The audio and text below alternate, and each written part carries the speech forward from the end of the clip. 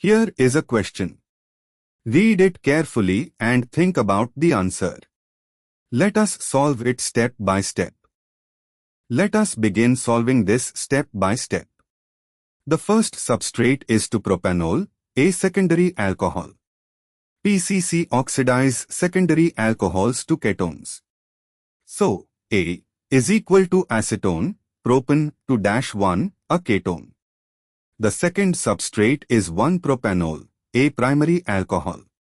PCC oxidize primary alcohols to aldehydes, stops at aldehyde, does not overoxidize to carboxylic acid. So, B is equal to propanol, an aldehyde. Moving on to the next step. Identify a reagent that differentiates a ketone from an aldehyde. A. Na is a base-reducing agent used for deprotonation of acidic protons. It does not specifically differentiate aldehydes from ketones.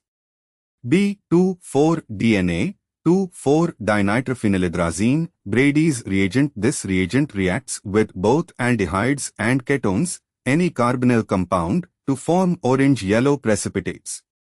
It cannot differentiate between the two.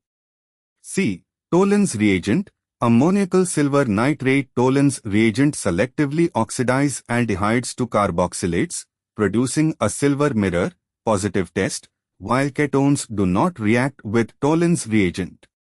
Therefore, B. Propanol gives a silver mirror with Tollens reagent, while A. Acetone does not. This clearly differentiates the two compounds. D. NiHSO3.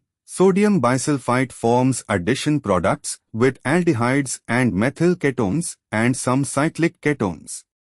Both acetone, a methyl ketone, and propanol, an aldehyde, react with NiHSO3, so it cannot reliably differentiate them in this case.